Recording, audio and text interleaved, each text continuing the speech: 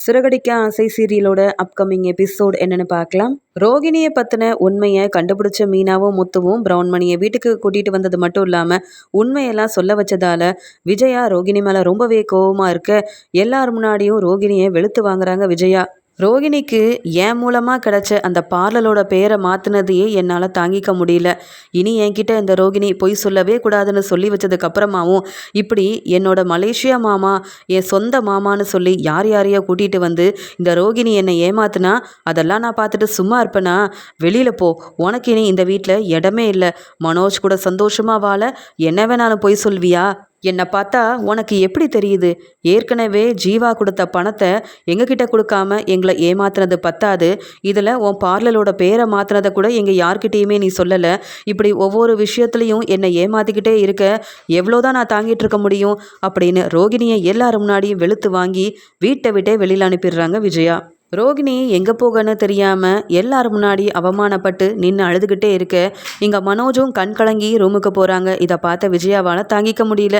என் பையனோட வாழ்க்கையை நானே இப்படி செஞ்சிட்டேனே, ரோகிணியை நம்பி நான் ஏமாந்தது மட்டும் இல்லாமல் மனோஜும் ஏமாந்து போய் நிற்கிறானேன்னு மனசு வேதனைப்பட்டு அழுதுட்டு இருக்காங்க. இதை பார்த்த அண்ணாமலை விஜயாவை திட்ட ஆரம்பிக்கிறாரு. ஏன் விஜயா, ரோகிணி மேலே தப்பு இருக்குன்னு வீட்டை விட்டே வெளியில் அனுப்புனியே, ரோகிணி இந்த வீட்டுக்கு மருமகளாக வர காரணமே நீதானே? நீ என்னவோ தப்பே செய்யாத மாதிரி ரோகிணி நம்ம வீட்டோட மூத்த மருமக என்னதான் இருந்தாலும் அவள் தப்பே செஞ்சிருந்தாலும் சொல்லி புரிய வைக்கணுமே தவிர்த்து இப்படி நீயா ஒரு முடிவெடுத்தா என்ன அர்த்தம்? இந்த கல்யாணத்தை செஞ்சு வைக்கும் போதும் யார் பேச்சையும் நீ கேட்கல, இப்போ ரோகிணியை வெளியில் அனுப்பி என் பேச்சை கேட்காம மறுபடியும் தப்புக்கு மேலே தப்பு செஞ்சுக்கிட்டே இருக்க. உன் பையன் வாழ்க்கை, மனோஜோட வாழ்க்கையை பற்றி கொஞ்சமாவது யோசிச்சியா அப்படின்னு அண்ணாமலை விஜயா மேலையும் தப்பு இருக்குன்னு திட்ட ஆரம்பிக்கிறாரு. உடனே விஜயா அழுதுகிட்டே, போதுங்க, அந்த முத்து மீனா தான் என்னை அவமானப்படுத்துகிறாங்கன்னா நானே ஏமாந்து போய் உட்காந்துருக்கேனேன்னு கொஞ்சமாவது எனக்கு ஆறுதலாக பேசாமல் நீங்களும் திட்டினா எப்படிங்க என்னால் இதெல்லாம் தாங்கிக்க முடியும்? இந்த ரோகிணி என்ன நம்ப வச்சு ஏமாத்துவான்னு நான் கொஞ்சம் கூட எதிர்பார்க்கவே இல்லை. ரோகிணி மேலே அவ்வளோ நம்பிக்கை வச்சுருந்தேன்.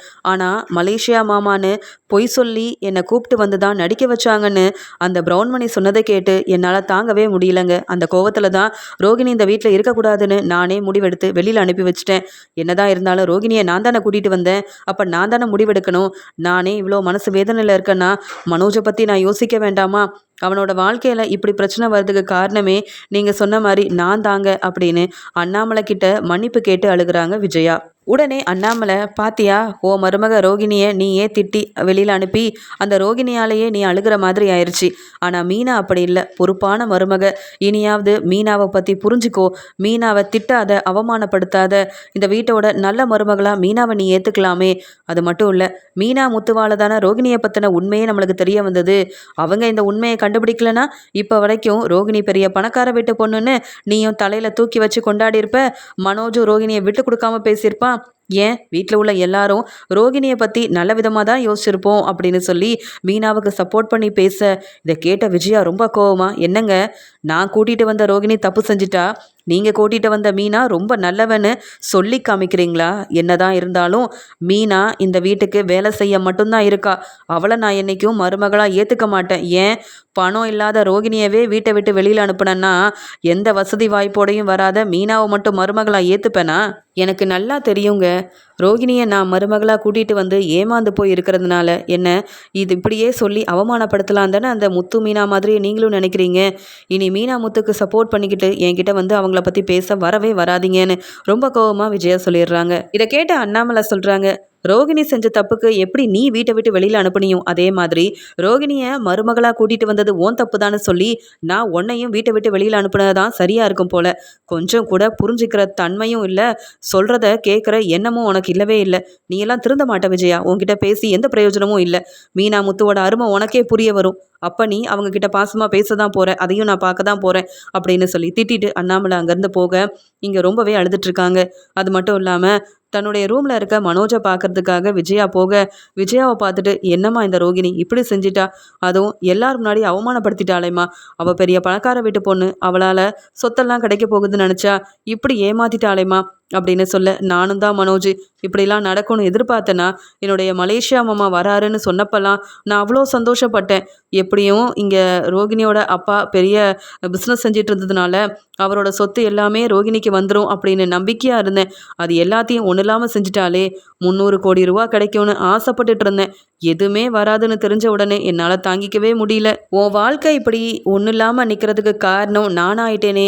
அந்த ரோகிணியை பற்றி சரியாக விசாரிக்காமல் உனக்கு கல்யாணம் பண்ணி வச்சு பெரிய தப்பு பண்ணிட்டேனேன்னு நினச்சி உனக்கு எப்படி ஆறுதல் சொல்லன்னு எனக்கு தெரியல அப்படின்னு அழுதுட்ருக்க மனோஜை பார்த்து இப்படி விஜயா பேசிகிட்டு இருக்காங்க.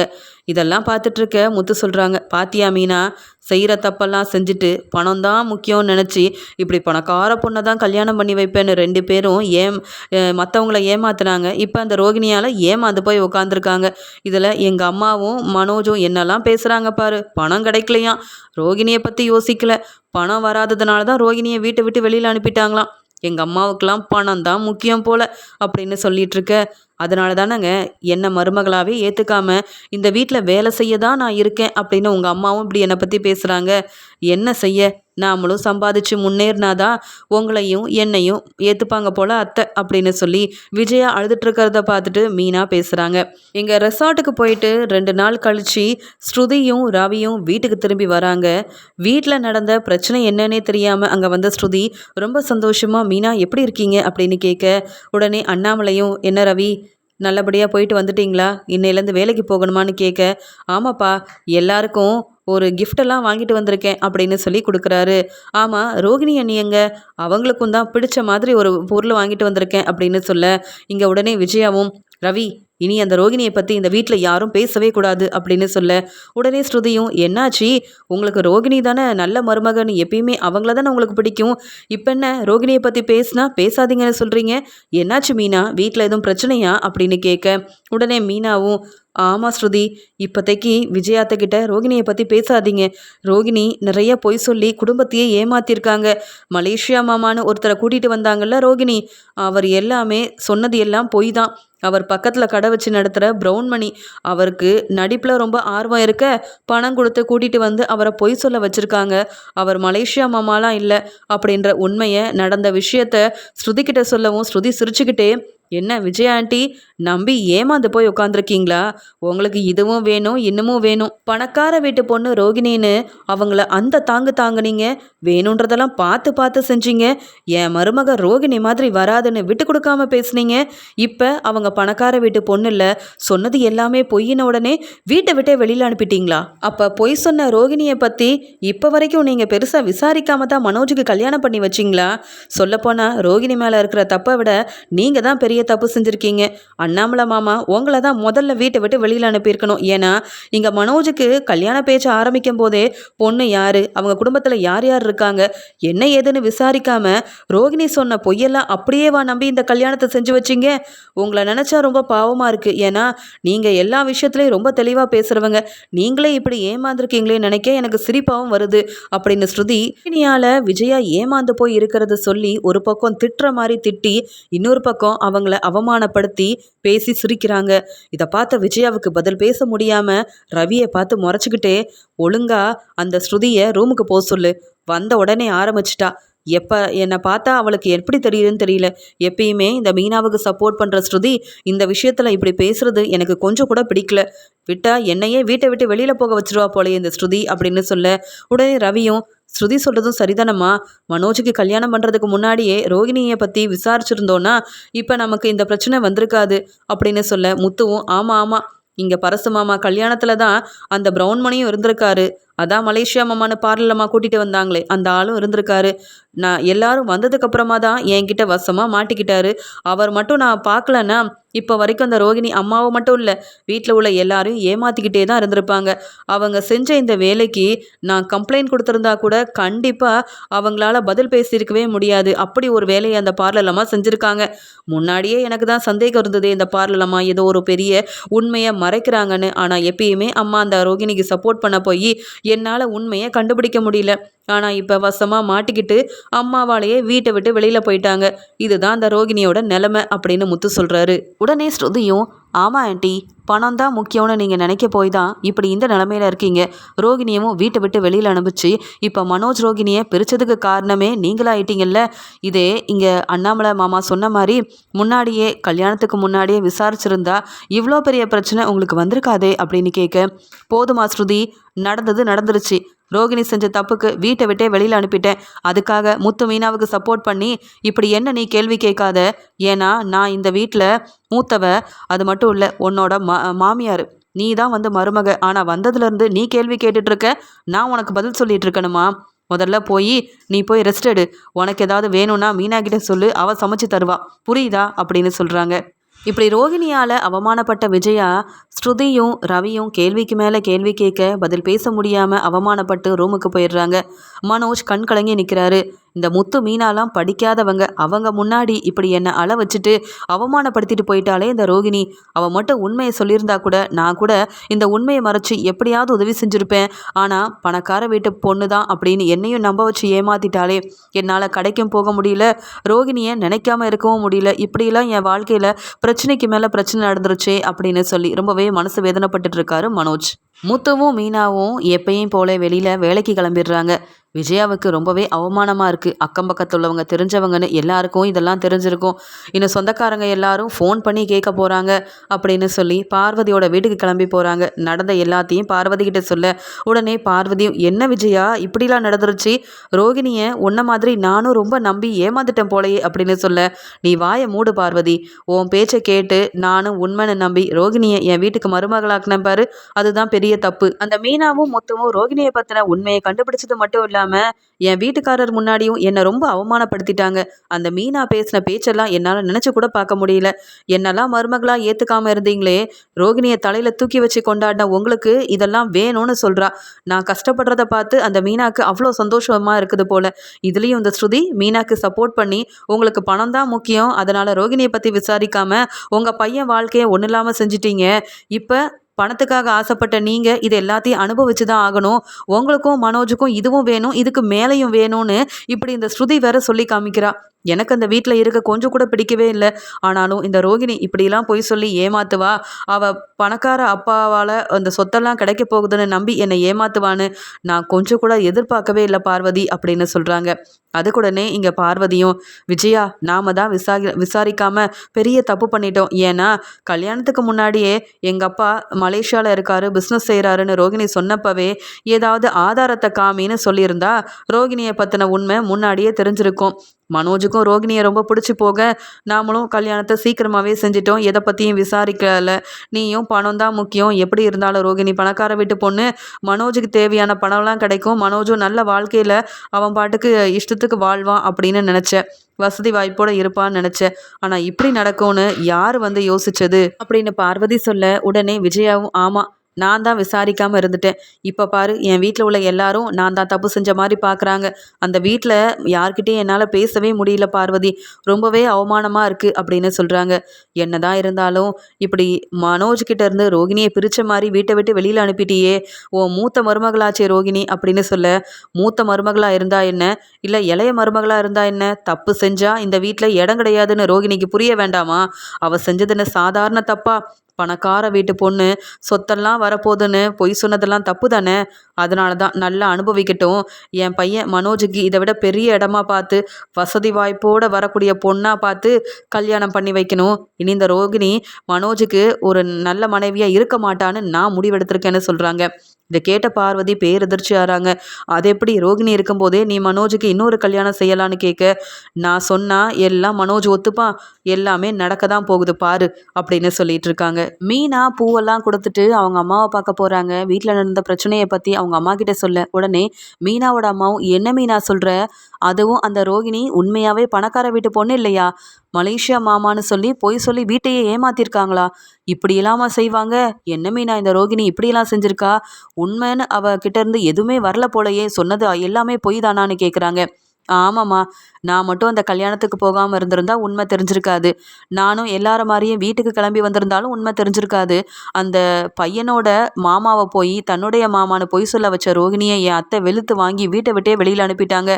நானும் எங்கள் அத்தைக்கிட்ட எவ்வளவோ சொன்னேன். ஆனா கேட்கவே இல்லம்மா. ரோகிணிக்கு என் மேலயும், என் வீட்டுக்காரர் மேலயும் தான் ரொம்ப கோவம். ஏதோ நாங்க வேணும்னே அந்த ப்ரவுன் மணிய கூட்டிட்டு வந்து உண்மைய சொல்ல வச்சுட்டோம்னு சொல்லி, மொறச்சுக்கிட்டே, அழுதுகிட்டு அங்கருந்து கெளம்பிட்டாங்க. இதுல நாங்க என்னம்மா செய்ய முடியும்? தப்பு செஞ்சது அந்த ரோகிணி தானே! எங்க அத்தை பணத்து மேல உள்ள ஆசையில ரோகிணிய பத்தி விசாரிக்காம மனோஜுக்கு கல்யாணம் பண்ணி வச்சாங்க. இப்ப மனோஜோட நிலைமை என்னன்னு பார்த்தீங்களா? அப்படின்னு சொல்ல, அதுக்குடனே சீதா சொல்றாங்க, அக்கா அந்த மனோஜுக்கும் உன் மாமியாருக்கும் இதுவும் வேணும்க்கா, இதுக்கு மேலேயும் வேணும். நல்லா அந்த ரோகிணி அவங்களுக்குன்னு தேவையானதெல்லாம் நல்லா செய்ய போறாங்க, பார்த்துக்கிட்டே இரு. ஏன்னா மனோஜ் உன்னை ஏமாத்தினார்ல, கல்யாண ஏற்பாடெல்லாம் செஞ்ச உடனே ஜீவா கூட எங்கேயாவது போயிடணும்னு உன்னை ஏமாத்திட்டு போனவர் தானக்கா மனோஜ். அதனால தான் இப்ப ரோகிணியை பிரிஞ்சு தனியா நிற்கிறாரு. நம்ம குடும்பத்தில் உள்ளவங்களெல்லாம் அவங்க அள வச்சாங்கல்ல உன் மாமியார், அதனால தான் உன் மாமியாருக்கும் இப்படி ஒரு நிலமை. பணம்னு சொன்னாலே உன் மாமியார் அவ்வளோ சந்தோஷப்படுவாங்க. அப்படிப்பட்ட ஆள் இப்போ பணத்துக்கு ஆசைப்பட்டு தன்னோட பையன் வாழ்க்கையவே இப்படி செஞ்சுட்டாங்கல்ல. வேணும் வேணும் உன் மாமியாருக்கு நல்லா வேணும் அப்படின்னு சீதா சொல்லிட்டு இருக்காங்க. அதுக்கு உடனே மீனாவும், நீ சொல்கிறத கேட்டாலும் நல்லா தான் இருக்குது, ஆனாலும் மற்றவங்க கஷ்டப்படும் போது இப்படி நம்ம சிரிக்கக்கூடாதுல சீதா. ஒரு வகையில் நான் மனோஜை நல்ல வேலை கல்யாணம் பண்ணலை. அப்படி நான் மனோஜை கல்யாணம் பண்ணியிருந்தா என்னை அவன் மதிச்சிருக்க கூட மாட்டான். ஆனால் நான் முத்துவை கல்யாணம் பண்ண போய் தான் அந்த வீட்டில் சந்தோஷமாக மரியாதையோட தலை நிமிர்ந்து இப்போ எனக்கு பிடிச்ச வேலையை செஞ்சு வாழ்ந்துட்டு இருக்கேன். அதில் நான் ரொம்ப கொடுத்து வச்சவ தான். மனோஜை கல்யாணம் பண்ண ரோகிணியோட நிலைமையை பார்த்தியா? என்னதான் ரோகிணிக்கு பிரச்சனை வந்தாலும் அந்த மனோஜ் என்னைக்கும் சப்போர்ட் பண்ணதே இல்லை. இப்படிப்பட்ட வீட்டுக்காரர் கிடைக்கணும்னு தான் ரோகிணி இவ்வளோ பொய் சொன்னாங்க போல அப்படின்னு மீனா சொல்லிட்டு இருக்க, உடனே மீனாவோட அம்மா சந்திரா சொல்கிறாங்க, என்னதான் இருந்தாலும் உன் அத்தை ரொம்ப கஷ்டப்பட்டிருப்பாங்களே. ஏன்னா மூத்த மருமக ரோகிணி பெரிய பணக்கார வீட்டு பொண்ணுன்னு ரொம்பல தலையில் தூக்கி வச்சு கொண்டாடினாங்க. இனியாவது உன் அருமை பெருமை தெரிஞ்சு உன்னை மருமகளாக ஏற்றுக்கிறாங்களான்னு பார்ப்போம் அப்படின்னு சொல்ல, அதுக்கு மீனா சிரிச்சுக்கிட்டே, அம்மா அதுக்கு நான் பணக்கார வீட்டு பொண்ணா இருந்தா இதெல்லாம் நடக்கும். நான் வெறும் பூ கொடுத்து சம்பாதிக்கிறவ தானம்மா. என்னை பற்றி எங்கள் அத்தை என்னைக்கும் புரிஞ்சுக்க மாட்டாங்கம்மா. சரி, நான் சொல்ல வந்தது சொல்லிட்டேன். இதை பற்றி என் அத்தைக்கிட்ட கேட்டுறாதீங்க. எங்கேயாவது ரோகிணியை பார்த்தாலும் இதை பற்றி கேட்டு விசாரிச்சிடாதீங்க. அப்புறம் வீட்டில் மறுபடியும் பெரிய பிரச்சனை வந்துடும். நான் ஏதோ சொல்லணுமேனு சொல்லிட்டேன். சரிம்மா, நான் வீட்டுக்கு கிளம்புறேன் அப்படின்னு மீனாவும் இங்கே பூவெல்லாம் கொடுத்துட்டு அவங்க அம்மா தங்கச்சியை பார்த்து பேசிட்டு வீட்டுக்கு கிளம்பி வராங்க. வந்த உடனே விஜயா திட்ட ஆரம்பிக்கிறாங்க மீனாவை. என்ன நீ பாட்டுக்கு கிளம்பி போயிடுற, வீட்டுக்கு வர இவ்வளோ நேரம் ஆகுது, வீட்டில் நாங்கள்லாம் இருக்கோன்னு கொஞ்சமாவது ஞாபகம் இருக்கா? இப்போ எங்கே போயிட்டு வர? பூ கொடுத்துட்டு வர உனக்கு இவ்வளோ நேரமா அப்படின்னு கேட்க, அதுக்குடனே மீனாவும், அத்தை இல்லத்தை, பூவெல்லாம் அப்போவே கொடுத்துட்டேன். அம்மா கிட்ட பேசணும் போல இருந்தது, சீதாவை பார்க்கணும் போல இருந்தது, பார்த்துட்டு வரந்த, இதில் என்ன தப்பு இருக்குன்னு கேட்குறாங்க. அதானே பார்த்தேன், எனக்கு தான் தெரியுமே. வீட்டில் நடந்த எல்லாத்தையும் உன் அம்மா கிட்ட சொல்லி சிரித்து பேசிட்டு என்னை அவமானப்படுத்தினதையும் நீ சொல்லி அங்கே சந்தோஷப்பட்டுட்டு வர, அதானே? இல்லைனா நீ எதுக்கு அங்கே போகணும் அப்படின்னு கேட்க, அதுக்கு அண்ணாமலையும், என்ன விஜயா இதெல்லாம், மீனா அவள் அம்மாவை பார்க்கறதுக்கு எதுக்குனாலும் போயிட்டு வரட்டும், நீ எதுக்காக அதை கேள்வி கேட்டுட்ருக்க? வீட்டில் சமையலெல்லாம் செஞ்சுட்டு வீட்டு வேலையெல்லாம் பார்த்துட்டு மீனா வெளியில் போகிறா, வந்த உடனே இப்படி நிற்க வச்சு கேள்வி கேட்குறியே, என்னைக்கு தான் நல்ல மாமியாராக நடந்துப்பியோ தெரியல அப்படின்னு சொல்கிறாங்க. அந்த சமயம் அங்கே வந்த ஸ்ருதி, மீனா நீங்கள் போய் கொஞ்சம் ரெஸ்ட் எடுங்க, அத்தைக்கு வேற வேலை இல்லை. அது மட்டும் இல்லை, ரோகிணி சரியான வேலை செஞ்சு அத்தைக்கு பதில் கொடுத்து அவமானப்படுத்திட்டு போயிருக்காங்க. அதனால தான் அந்த கோவத்தை உங்ககிட்ட காமிக்கிறாங்க. அப்படி தானே விஷயாத்தன்னு சொல்ல, போதும் ஸ்ருதி நீ ரொம்ப பேசுகிற அப்படின்னு சொல்ல, வேற எப்படி பேசுவாங்க? மீனா இப்போ தானே வெளியிலேருந்து வந்தாங்க, வேலை செஞ்சுட்டு அவங்களுக்கும் கொஞ்சம் டயர்டாக வருவாங்கன்னு ரெஸ்ட் எடுக்க விடாமல் நிற்க வச்சு கேள்வி கேட்டால், மீனா வேணும்னா அமைதியாக இருக்கலாம், மீனாவுக்கு சப்போர்ட் பண்ணுறேன்னா அவங்களுக்காக பதில் பேச தானே செய்வேன். நீங்கள் செய்கிறதெல்லாம் முதல்ல சரியா? இந்த ரோகிணி இந்த வீட்டில் இருந்தப்ப எந்த வேலையும் செய்ய விடாமல் மீனாவை தானே எல்லா வேலையும் செய்ய வச்சிங்க. ஆனால் அந்த ரோகிணி பொய் சொல்லி ஏமாற்றி பெரிய பணக்கார வீட்டு பொண்ணு இல்லைன்னு தெரிஞ்ச உடனே வீட்டை விட்டு வெளியில் அனுப்புனீங்களே. உங்களுக்கு பணம் தான் முக்கியம் நீங்கள் நினச்சிட்டு இருந்தா அதுக்கு நாங்கள் ஒன்றும் செய்ய முடியாது. மீனாவோட நல்ல மனசை என்னைக்கு புரிஞ்சுக்கிறீங்களோ அப்போ தான் மீனாவோட அருமை பெருமை உங்களுக்கு என்னென்னு தெரிய வரும். மீனா என்னைக்காவது உங்ககிட்ட பொய் சொல்லியிருக்காங்களா? உங்களை ஏமாத்திருக்காங்களா? இல்லை பொய் சொல்லணும்னாவது நினச்சிருப்பாங்களா? நேர்மையாக இருந்தால் உங்களுக்கு பிடிக்காது, ஏமாத்திர மருமக தானே உங்களுக்கு பிடிக்கும். அதான் மீனாவை பற்றி வந்த உடனே இப்படி கேள்வி கேட்குறீங்க. அப்படியே வீட்டில் நடந்ததை மீனா அவங்க அம்மா கிட்ட போய் சொன்னாதான் என்ன தப்பு? நடந்தது தானே சொல்கிறாங்க, நடக்காத எதையும் சொல்லவே இல்லையே. உண்மையாகவே ரோகிணியால் நீங்கள் அவமானப்பட்டு தானே நிற்கிறீங்க. வீட்டில் நடந்த எல்லாத்தையும் நான் கூட தான் என் அம்மா கிட்ட ஃபோன் பண்ணி சொல்லுவேன். அதெல்லாம் தப்பா என்ன? இந்த வீட்டுக்கு மருமகளாக வந்த எல்லாரும் உங்கள் பேச்சை மட்டும்தான் கேட்கணுமா? அப்படி ரோகிணி என்னைக்கு உங்கள் பேச்சை கேட்டு நடந்திருந்தா அவங்க ஏன் உங்களை ஏமாத்திருக்க போகிறாங்க? ரோகிணியை நம்பின நீங்களாம் மீனாவை பற்றி தப்பாக பேச உங்களுக்கு எந்த தகுதியும் இல்லை, மீனாவை கேள்வி கேட்க உங்களுக்கு எந்த உரிமையும் இல்லை. பார்த்து பேசுங்க. மீனா இந்த வீட்டில் நல்ல மருமக, பொறுப்பான மருமக. என்னை விட நல்ல மருமகனா அது மீனாவை தான் நான் சொல்லுவேன். ஆனால் அவங்கள பற்றி நீங்கள் அவமானப்படுத்தி பேசி அவங்க குடும்பத்தையும் ஏதாவது தப்பாக பேசுனீங்கன்னா மீனா கேள்வி கேட்குறாங்களோ இல்லையோ அவங்களுக்காக நான் சரியான பதில் கொடுப்பேன் உங்களுக்கு. அதனால் உங்கள் வேலையை பாருங்கள். நீங்கள் போங்க மீனா, நீங்கள் போய் ரெஸ்ட் எடுங்க. இனி ஆன்ட்டி ஏதாவது பேசினா பதில் நான் சொல்லிக்கிறேன் அப்படின்னு சொல்கிறாங்க. பார்த்தீங்களாங்க, மீனாவை ஏதாவது பேசினாலே முத்து தான் முன்னாடி வந்து நிற்கிறான்னு பார்த்தா இப்போ இந்த ஸ்ருதியும் என்னை வாய் திறந்து பேச விட மாட்டேங்கிறா. இந்த வீட்டில் வர வர எனக்கு மதிப்பும் மரியாதையும் இல்லவே இல்லைங்க. எனக்காக வந்த இந்த மருமக எல்லாரும் என்னை எதிர்த்து பேச ஆரம்பிச்சிட்டாங்க அப்படின்னு சொல்லி கோவமா விஜயா சொல்ல, அதுக்கு உடனே ஸ்ருதி சொல்கிறாங்க, நாங்கள் ஏன் உங்களை எதிர்த்து பேசுகிறோம்? நீங்கள் பேசுகிறது அப்படி இருக்குது. நீங்கள் செய்கிற எதுவுமே சரியில்லை. தப்புக்கு மேலே தப்பு செஞ்சால் அமைதியாவா போகணும்? எதிர்த்து பேசினாதான் தப்பு என்னன்னு உங்களுக்கு புரிய வரும். இந்த ரோகிணியை ரொம்ப நம்புனீங்க. அவங்க உங்களுக்கு சரியான பதில் கொடுத்துட்டு மனோஜையும் அவமானப்படுத்திட்டு போயிட்டாங்க. ஆனால் இப்போ மீனா உங்களுக்கு ஏற்ற மருமகளாக இருக்கிறாங்க. அவங்கள புரிஞ்சிக்க மாட்டேங்கிறீங்க. என்னன்னு சொல்கிறது? நீங்கள் சரியே இல்லை. சொல்லப்போனால் மீனா நல்ல மருமக தான். மீனாவுக்கு தான் ஏற்ற மாமியாராக நீங்கள் இல்லை. ரோகிணிக்கும் மனோஜுக்கும் சப்போர்ட் பண்ணி மீனா முத்துவை வீட்டை விட்டு வெளியில் அனுப்ப பெரிய பெரிய திட்டம் போட்டிங்க. ஆனால் பார்த்தீங்களா, மீனா ரொம்ப நல்லவங்க. அதனால தான் இந்த வீட்டில் மீனா இருக்காங்க. நீங்கள் நம்புனா ரோகிணி இல்லை. அவங்கள நீங்களே வீட்டை விட்டு வெளியில் அனுப்பிட்டீங்க. அதனால் புரிஞ்சு நடந்துக்கோங்க. மீனா வீட்டுக்கு வந்தாங்கன்னா அவங்களும் கொஞ்சம் ரெஸ்ட் எடுக்கட்டும். நீங்கள் டான்ஸ் கிளாஸ் போயிட்டு வந்தோடனே நல்லா ரெஸ்ட் எடுக்கிறீங்க. வேணுன்றத மீனா கிட்ட சொல்லி வாங்கி சாப்பிட்றீங்க. ஆனால் மீனா அப்படி இல்லையே. காலையிலேருந்து வீட்டு வேலையை செஞ்சு பூ கொடுக்க போகிறாங்க, டெக்கரேஷன் வேலையை செய்கிறாங்கன்னு நிற்க கூட அவங்களுக்கு நேரம் இல்லை. நல்ல மாமியாராக இருந்தால் அவங்கள புரிஞ்சு நடந்துக்கணும். வீட்டில் சும்மா தானே இருக்கணும். நீங்கள் சமைச்சா தப்பு இல்லையா ஆண்டி? வீட்டில் என்ன பிரச்சனை நடந்தாலும் அதுக்கு மீனா தான் காரணம்னு சொல்கிறீங்க. அதை என்னால் என்றைக்கும் ஏற்றுக்க முடியாது. முதல்ல நீங்கள் திருந்துங்க. நல்ல மாமியாராக இருங்க. அதுக்கப்புறமா உங்களை பார்த்து நாங்கள் திருந்துறோம். இல்லைனா இப்படி உங்களை எதிர்த்து பேசி அவமானப்படுத்த தான் செய்வோம். மீனாவை மட்டும் நீங்கள் ஏதாவது சொன்னீங்க, மீனா பேசலைனாலும் மீனாவுக்கு சப்போர்ட் பண்ண நான் வந்து நிற்பேன். அதை நீங்கள் என்றைக்கும் மறந்துடாதீங்க. வாங்க மீனா, போகலாம் அப்படின்னு சொல்லி மீனாவை திட்டின விஜயாவை வெளுத்து வாங்கி அங்கேருந்து மீனாவை கூட்டிகிட்டு போயிடுறாங்க. இதை பார்த்த விஜயா பதில் பேச முடியாமல், என்ன இந்த ஸ்ருதி இந்த பேச்சு பேசுகிறா, அதுவும் இந்த மீனாவுக்காக அப்படின்னு பார்த்துக்கிட்டே இருக்க அண்ணாமலை சொல்கிறாங்க, பாத்தியா விஜயா, உன் மருமக ஸ்ருதி, பணக்கார மருமக ஸ்ருதி உன்னை எப்படி பேசிட்டு போகிறான்னு. இனி நீ திருந்தலைன்னா ஸ்ருதி இந்த பேச்சு பேச நீ தான் உன் மருமக முன்னாடி அவமானப்பட்டு நிற்கணும். அதனால் பார்த்து பேசு, பார்த்து நடந்துக்க. நல்ல மாமியாராக மாறினாதான் இந்த வீட்டில் இனி உனக்கு மதிப்பும் மரியாதையும் கிடைக்கும். புரியுதா விஜயா அப்படின்னு சொல்லிட்டு போக, இங்கே விஜயாவும் ஸ்ருதி எப்பயுமே மீனாக்கு சப்போர்ட் பண்ணுறது மட்டும் இல்லாமல் இந்த ரோகிணியை பற்றி சொல்லி சொல்லி என்னை அவமானப்படுத்துகிறாளே அப்படின்ற மாதிரி ரொம்பவே கோவத்தில் இருக்கிறாங்க விஜயா.